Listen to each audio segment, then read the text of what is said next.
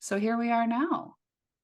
A year Hi, Katie. later. Let's introduce you. What's important for people to know before we give them answers to burning questions? Oh my goodness. Things that are important to know about me. I think the first thing to know is I'm very energetic and enthusiastic.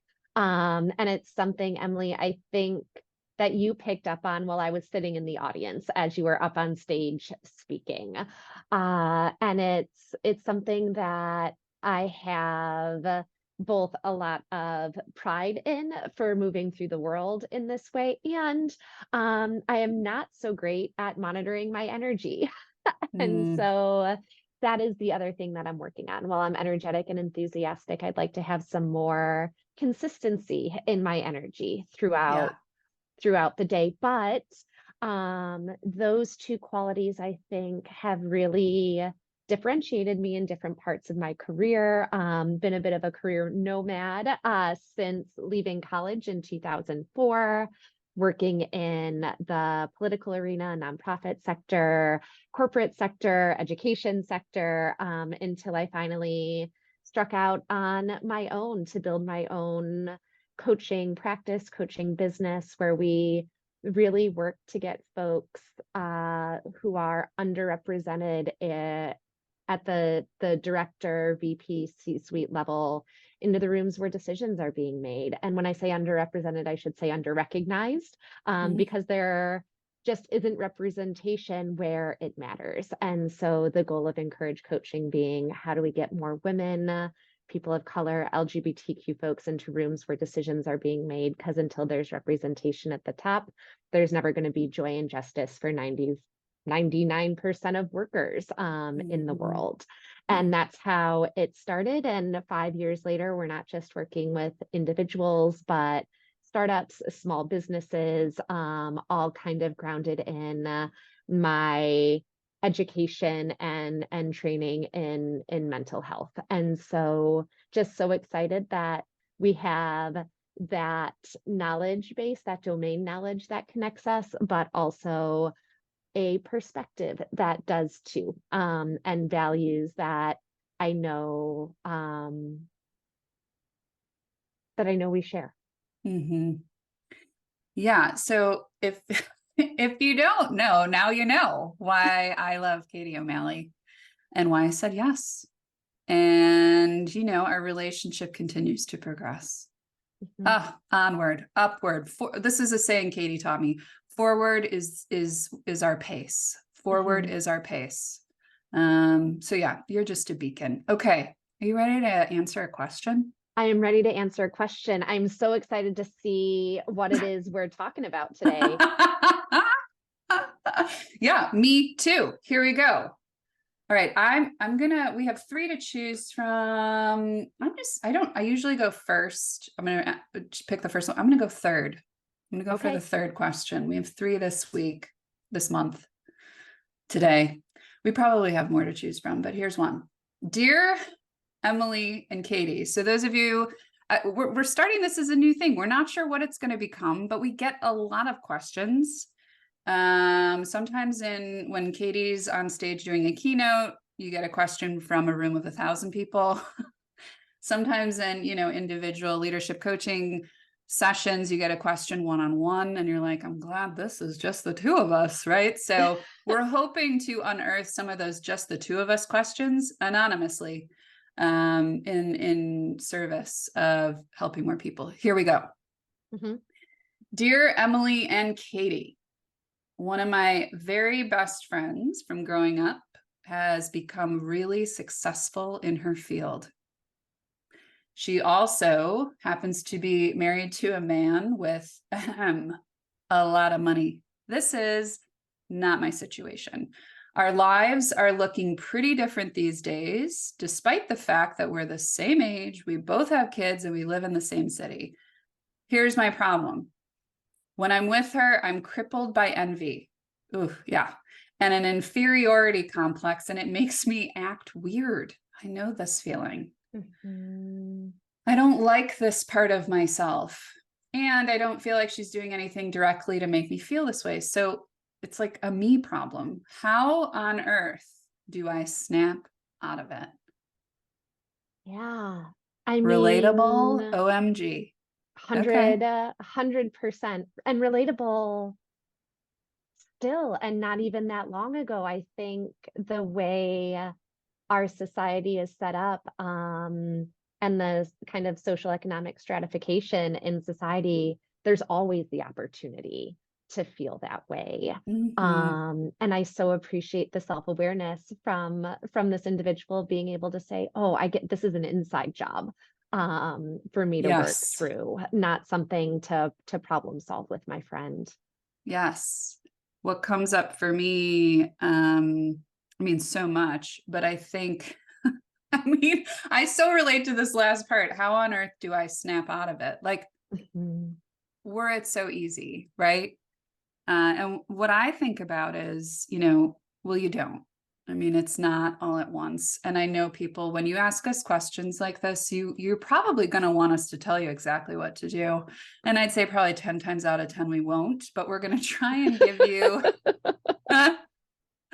a way to think about it and a step to take. I feel Mhm. like that's fair, right? Uh, 100%. Mhm. and to normalize, like, me too, you know? Okay, so how on earth do I snap out of it? What I love that inherent in this question, this person, you already said it, has mentioned self-awareness, and in that has mentioned that there's a part of them Mhm. Mhm. that they don't like. And what comes up for me is Dr. Richard Schwartz, the founder of Internal Family Systems Psychotherapy Model. He talks about parts. He even has a book called There Are No Bad Parts. Actually, it's just No Bad Parts. And so I think this person is right. You're right. You're doing great. Like, thinking of yourself as having different parts. And just like with any system, there's parts that you're more familiar with and love more and are more attached to. Mhm. Then for me, here's a part of me that I'm not a super fan of, but I'm learning to accept it and gradually integrate it in my life. I get angry. I get angry and I can feel it in my body and my face gets hot, and it doesn't happen often, but when it happens, I go offline. And like, I've had to really be like, whoa, whoa, whoa. No, the answer isn't stuff that down. It's, and here's step one. Here's step one for you, writer, question asker. And you've done it, which is identify it. Like, what is this? Yeah. Right. And even identifying a feeling, it could be a number of feelings, right? Mhm. But identifying it, and then you can understand it. So I want to say to the question asker, you're doing a great job. You named it, Yes. you've identified it, and the next step is like understanding it, which is what we're here to do, is to help you understand what you're feeling. What do you think about that, Katie? Yeah. And Yeah. I with you 100% on the willingness to see this is a part of them and not their whole self. And Mhm. when you talk about the identification of the emotion, what comes up for me is actually another question, which is it envy or is it Mm. jealousy? Because these are Mm. two different things. And so when we are talking about envy, what's really coming up there, what the emotion actually is telling us is that we don't want the other person to have that if we can't have it too. I'm getting my That's pen. that's envy versus Mhm. jealousy, which is, oh my gosh, that person has something I want and I want it too. And the question then that comes up for me is what is it that you want that your friend Mm. has? Is it the money or is it some of the things that money tends to provide, like Mhm.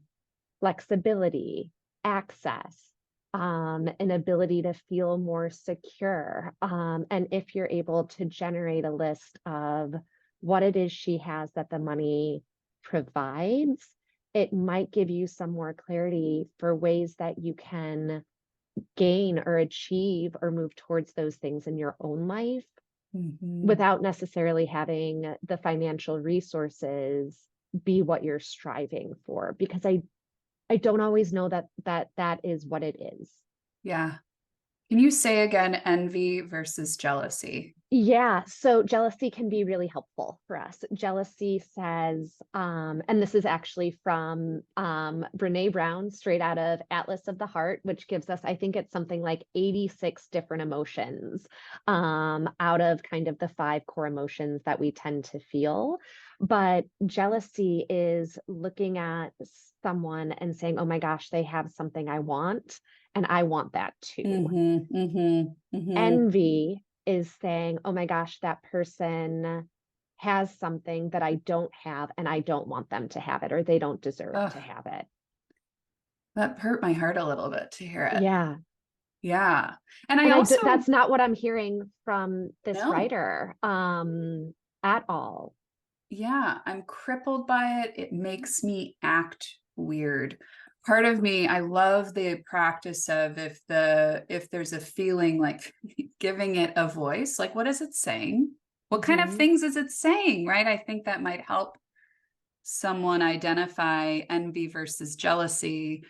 And then I want to also say, like, societally, right? Like there's a lot at play here Hmm. of what you see. I always like the phrase, don't compare your insides to someone else's outsides, right? It's Yeah. unfair, to yourself.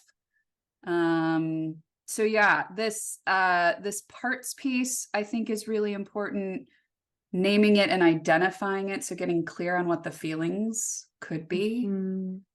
And then we move into acceptance of it. And let's talk about that not being a once and done, right? So when if you identify it as jealousy, how do you accept that you have a part of you that's jealous of people? Hmm. You Hmm. know, what do you think? Well, for me, when I feel jealous, and like we said, this person has something that I want, they deserve it, but I want it too. It's figuring out, for me, the acceptance comes from, okay, I know I want this. Mhm. One, it's okay to want this. Yes. Especially, I don't know the gender identity of our writer, but especially for women, just being able to name what we want can be hard to accept because we're told to not want. We're told to give and support and socialized in that way. So one, it's okay to have wants and Mhm. it's okay to have needs, but what can you do to get yourself closer to having that for yourself too? And again, it's not necessarily the money. What is the thing that you want that the money enables this person to have? And what are the Mhm. things that you can do in your life with, and not on your own, with the support of your spouse, the support of your friends and your network and your community, to make that a reality for you as well. Mhm. That's what comes up for me. Acceptance is, once we accept that we want it, it's okay, and we can start making moves towards it, which gives us a sense of self-efficacy, um, that we can do this. Mhm. If you can't snap out of it, ugh, wish you could. Everyone wants a ripcord. Just pull it and I'm out of here. But yeah, step one, identify. Step two, understand really this piece of, like, what is this that I'm Mhm. feeling? Get to know all these rich emotional words, right? Developing emotional fluency. You'll have to help me with who's the psychologist who talks about emotional fluency? Susan. Susan Susan. Cain. Is it Susan Cain? No, it's Susan David. Susan Susan David. David. She's South Shout out to African. Susan David. Thank you. And then accepting it. And then the last step is integrating. And I Mhm. think I have an example of this with you, Oh my you goodness, know? tell me Oh yeah. more. I'm excited to hear this. So there's a part of me that would love to snap out of and not feel this way, a me problem, so to speak, where when I have to confront someone, I avoid it. And especially if anger and disappointment are very vulnerable emotions for me to share with anyone. because I feel it puts it puts me in a it just puts me in a vulnerable position. Like, you can see me, you can see I'm not perfect. And there was a time early on in our relationship where I was disappointed Mhm. in something that happened. What's funny is I cannot even remember what it was now. Oh, I remember. Oh, you remember. Well, I okay, you remember. remember. I don't remember. Let that say something. Yeah. But I remember the feeling. Yes, here's the feeling I really remember. It's like in my cellular, this is integration. It's in my cellular body now. When I shared with you that I was disappointed, I felt freedom. I felt love. I felt generosity. I felt kindness toward myself for saying it, and kindness towards you, not for how you received it. I couldn't control that, but that you were available to Mhm. hear it. And it, as our relationship deepens and anyone's relationship deepens, like, pay attention to that. Can you be integrated with the person in front of Mhm. you that you're partnering with in any variety of ways, right? Are they Yeah. like, got it, I got all the parts and I'm not going anywhere, you know? So thank you for that. Oh my gosh, you are welcome. And I still like, and can I share what it was? Would that be Yeah, helpful by for all means. you? I literally do not remember. So I had made a commitment to attending the TCA 10-year anniversary party, had an opportunity to dog sit for 10 days in New York City, agreed to that without checking my calendar because there's usually not a whole lot on my calendar on the weekends. And then I saw it overlapped. And I remember when I told you, I could kind of see the disappointment. And it wasn't until a few days later that you brought it up. And I was so glad that you did, because to me, that communicated you trusted me to be able to receive what it was you were feeling and to hold that space and to react in a reasonable way. And for me to also say, you know what, I let you down.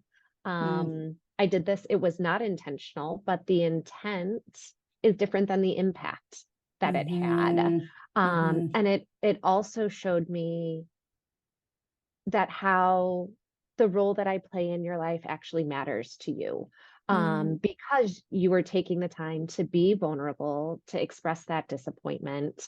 And it was one of the first times that I felt like this is a meaningful relationship that really matters, if someone's mhm, willing to take that risk and put that out mhm, there. mm. As we're talking, and I'm buzzing now, right? Like, all that dopamine's flowing. It's great. What do you make? We can end with this. What do you make of this writer, question asker, potentially sharing how he or they feel with this person? Mm. Again, this goes Pros and back to cons. pros and Yeah. cons. We're not going to tell you what to do, No. but it's what is it? Why are you sharing this? Is it, and getting Yeah. clear on why you're sharing it? Is Yeah. it for you? Is it for them? Is it for something else? Um, it's okay to do things for you. It's not selfish, but the outcome, I'm sure, is not, hey, friend, give me more money, or hey, friend, can you earn a little bit less? Can your husband earn a little bit less? But it could be, help me understand how you access these things that Yeah. I've realized I want to, that aren't, again, necessarily related to that financial component. The Mhm. why you do something is what matters, because you're never going to be able to control the outcome. So Mhm. pros, I think it could draw them closer together, instead of the writer potentially starting to isolate and remove themselves from the situation. Yeah. Cons, and this again, it depends on the emotional fluency and agility of your friend to be able to receive that, not as a detrimental quality or derailing quality for the relationship, but recognizing it as, I'm asking for your help. in trying to Mhm. figure out all of these different aspects. That's Yeah, what comes up for me as a I pro and a love that. con.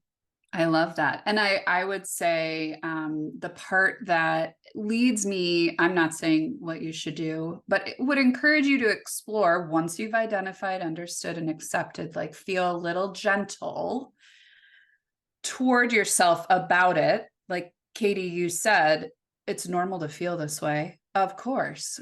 You're not a pariah because you feel jealous. The part that I'm honing in on that gets me into this integration piece and potentially having, we heal together, right? So our Oh, central yeah. nervous systems need each other. That's how we connect. That's how, and, Dr. Schwartz has a book about this too, bringing internal family systems into your partnerships. So if you, I don't know, one of your very best friends, right? Shit's weird. You're feeling a little put off. You're crippled by envy. I don't know if the superlatives are real, but right? If this is really affecting your life, Enough to part, reach out to us with the question. right? Yeah. Part of me wants to say, move toward it. Don't be afraid of it. Move toward it. And here's what I would say. I'd say, let's just call this person Rosalind. Rosalind, I love you. I'm so happy for you and your hubby. And I'm jealous, and I've done this work around identifying that that's what the feeling is and trying to understand it. And I've even moved into acceptance a little bit. But the last thing I want is for our relationship to have distance or weirdness. And so I just want you to know it comes from a place of, I want it too. I want what you have. And I admire how you've gotten there. And maybe you can help me think about, what was your pathway and how has it been hard or how has it been easy for you? And just have this conversation around, prosperity and freedom, because that's what I've realized is really important to me. I Oh don't my know. God, you're so good. You're so good. Because, and that's such a vulnerable thing to do, but it's that I know. vulnerability that deepens connection instead of driving them apart from Yeah. not talking about it. Yeah. Were my eyes closed while I was talking? Because it's that vulnerable. I notice sometimes when I'm feeling like this is going to be a real thing, like I'll close my eyes to like, I yeah. didn't notice until you just Okay. asked. See, there it So is. So yeah, don't be, no, be honest. Be honest and kind, clear and kind. We talk about, all the time. all the time. Well, I hope we've helped. I feel helped. It wasn't even my question.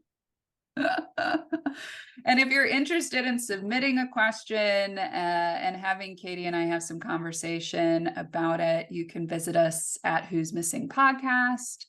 Submit, DM, follow, comment. We're watching. And we love you guys. Thanks for listening, and stay kind, to yourself and others.